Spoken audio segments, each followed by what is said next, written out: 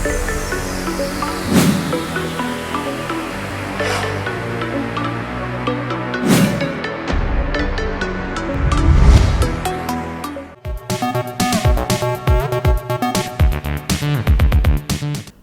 Hello welcome to best of the day.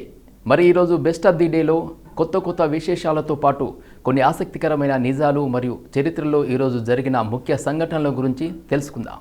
Let's start the programme.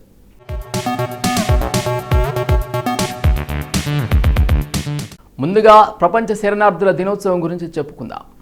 ప్రపంచ శరణార్థుల దినోత్సవం ప్రతి ఏటా జూన్ 20న ప్రపంచవ్యాప్తంగా నిర్వహించబడుతుంది. ప్రపంచంలోని శరణార్థుల గురించి అవగాహన కల్పించడం ఈరోజు లక్ష్యం.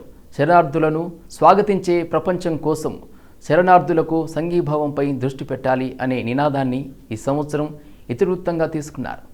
ఇతర అంతర్జాతీయ దినోత్సవాల మాదిరిగా ప్రపంచ శరణార్థుల దినోత్సవం సందర్భంగా ఉత్సవాలు జరుపుకునే రోజు కాదు. శరణార్థులు ఎదుర్కొంటున్న కష్టాలు, అమానవీయ పరిస్థితులు, వాటి వెనుక ఉన్న కారణాలు, వీటన్నింటినీ గురించి ప్రపంచ మానవ సమాజానికి తెలియజేసిన అవగాహన కల్పించేందుకు ఈ రోజును వినియోగించుకుంటారు. యుద్ధం, హింస కారణంగా వారి స్వస్థలం నుండి పారిపోయి వచ్చిన వారిని ఆదరించి వారికి బతుకు తెరువు చూపెట్టేలా ప్రజలకు తెలుపుతారు.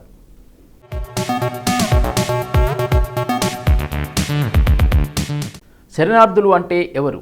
స్వదేశంలో వేధింపులు లేదా హాని భయం కారణంగా మరొక దేశంలో రక్షణ కోరుకునే వ్యక్తులను శరణార్థులు అంటారు.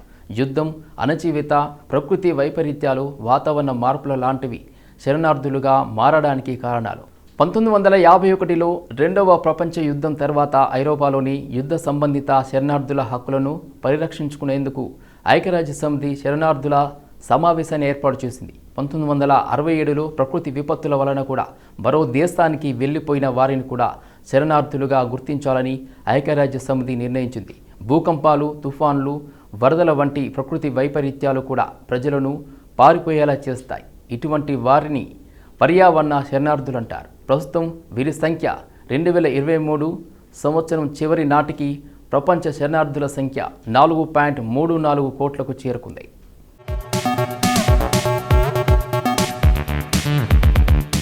ఇది గత ఏడాది కంటే 7% ఎక్కువ.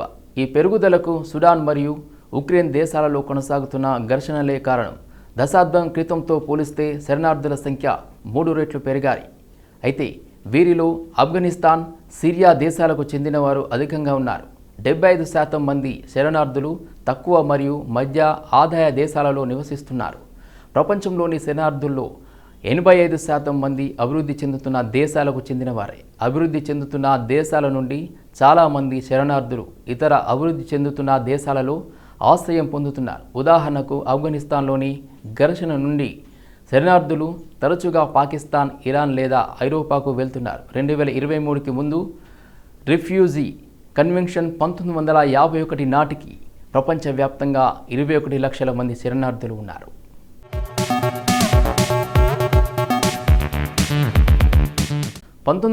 సంవత్సరంకి వీరి సంఖ్య 1 కోటికి చేరింది. 1980లలో ఆఫ్ఘనిస్తాన్, ఇథియోపియాలో జరిగిన యుద్ధాల కారణంగా 1990 నాటికి 2 కోట్లకు పెరిగాయి. తదుపరి 2 దశాబ్దాలలో వీరి సంఖ్య స్థిరంగా ఉంది. అయితే 2001లో ఆఫ్ఘనిస్తాన్ మరియు 2003లో ఇరాన్పై యునైటెడ్ స్టేట్స్ దండయాత్ర, దక్షిణ సుడాన్ మరియు సిరియాలో అంతర్యుద్ధాలతో పాటు 2021 చివరి నాటికి శరణార్థుల సంఖ్య 3 కోట్లకు మించిపోయింది. మొత్తం శరణార్థులలో 72% కేవలం 5 దేశాల నుండి వచ్చారు. ఆఫ్ఘనిస్తాన్లో 64 లక్షలు, సిరియా 64 లక్షలు, వెనిజులా 61 లక్షలు, ఉక్రెయిన్ 60 లక్షలు మరియు పాలస్తీనాలు 60 లక్షలు.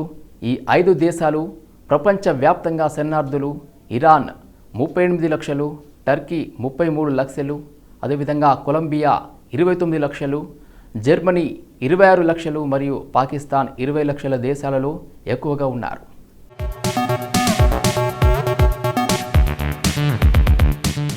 కొంతమంది మరణించారు కూడా. 2021 నుంచి 2023 సంవత్సరాల మధ్య సహారా ఎడారి దాటుతున్నప్పుడు 950 మంది మరణించారు. అయినప్పటికీ వాస్తవ సంఖ్య ఇంకా ఎక్కువగానే ఉండొచ్చు.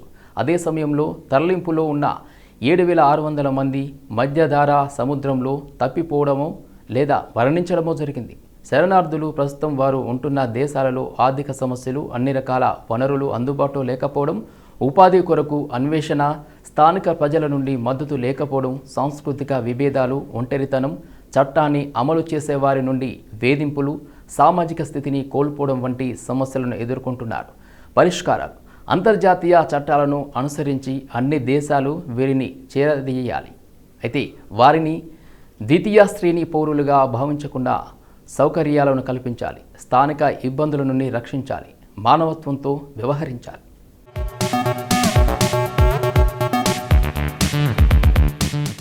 ఇప్పటి వరకు ప్రపంచ శరణార్థుల దినోత్సవం గురించి మనం తెలియని కొన్ని ఆసక్తికరమైన నిజాలు తెలుసుకున్నాం కదా.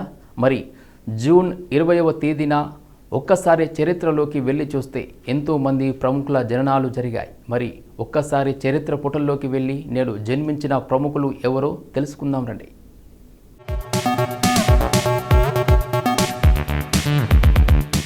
షోయబ్ ఇబ్రహీం ఒక భారతీయ టెలివిజన్ నటుడు.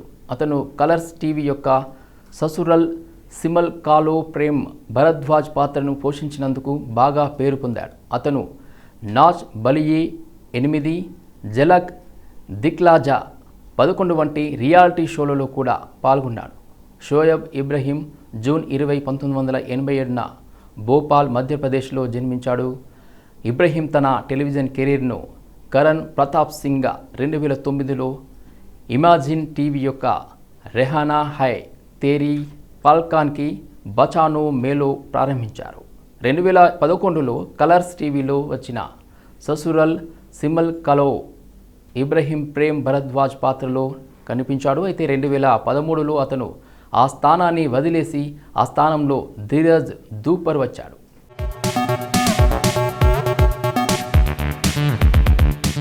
రాహుల్ ఖన్నా భారతదేశానికి చెందిన సినిమా నటుడు, విజయ్ రచయిత.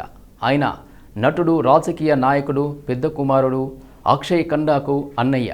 ఖన్నాకు తన సొంత బ్లాక్ కోసం హాస్యభరితమైన రచనలు రాయడమే కాకుండా ఆయన రచనలు, వ్యాసాలు Harper's Bazaar India, Vogue India, Cosmopolitan magazine India, LA India, GQ India, Marie Claire India, the Times of India, Deccan Herald, the Huffington Post India లాంటి వార్తాపత్రికలు, మ్యాగజైన్లు, వెబ్సైట్లలో ప్రచురించబడ్డాయి.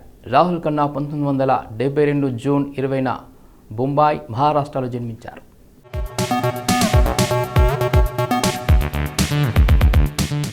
భవ్య గాంధీ ఒక భారతీయ నటుడు. ప్రధానంగా హిందీ, టెలివిజన్, గుజరాతీ చిత్రాలలో పనిచేశాడు. అతను భారతీయ సిట్కామ్ తారక్ మెహతా కా ఉల్టా చష్మాలో దీపేంద్ర తపు జతాలాల్ గడా పాత్రకు 2024లో పుష్ప ఇంపాసిబుల్ టీవీ సీరియల్లో తాజా పాత్రకు ప్రసిద్ధి చెందాడు. అయితే భవ్య 2017లో పప్పా తన్నే నహి సంజయ్తో సినీ రంగ ప్రవేశన చేసింది. బావునా విచార్, బాప్ కలా, దిక్రో ధమాల్ వంటి చిత్రాలను చేసింది. షాదీ ఉప్పేలో కూడా కనిపించారు. భవ్య వినోద్ గాంధీ జూన్ 20, 1997న ముంబై, మహారాష్ట్రలో జన్మించారు.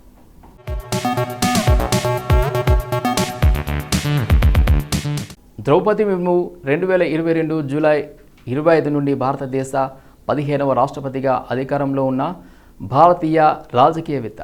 భారతీయ జనతా పార్టీ సభ్యురాలు. ఆమె 2022 అధ్యక్ష ఎన్నికల్లో భారతీయ జనతా పార్టీ అభ్యర్థిగా గెలిచింది. ఆమె గిరిజన వర్గానికి చెందిన మొదటి వ్యక్తి. ప్రతిభా పాటిల్ తర్వాత ఈ పదవిని చేపట్టిన 2వ మహిళ. ఆమె ఈ పదవిని ఆక్రమించిన అతిపిన్న వయస్కురాలు. గతంలో ఆమె 2015 మే 18 నుండి 2021 జూలై 12 వరకు జార్ఖండ్కు 8వ గవర్నర్గా పనిచేశారు. జార్ఖండ్ 2000 సంవత్సరంలో ఏర్పడినప్పటి నుండి 5 సంవత్సరాల పదవీ కాలాన్ని పూర్తి చేసిన జార్ఖండ్ మొదటి గవర్నర్. 2000 నుండి 2009 వరకు రాయ్ రంగ్పూర్ శాసనసభ నియోజకవర్గం నుండి ఒడిశా శాసనసభ సభ్యురాలిగా, ఒడిశా ప్రభుత్వం రాష్ట్ర మంత్రిగా 2000 నుండి 2004 వరకు పనిచేశారు. ద్రౌపది ముర్ము ఒడిశాలోని మయూర్భంజ్ జిల్లాకు చెందిన ఊపర్ బేడా గ్రామంలో గిరిజన జాతికి చెందిన సంతాల్ కుటుంబంలో 1958 జూన్ 20న జన్మించింది.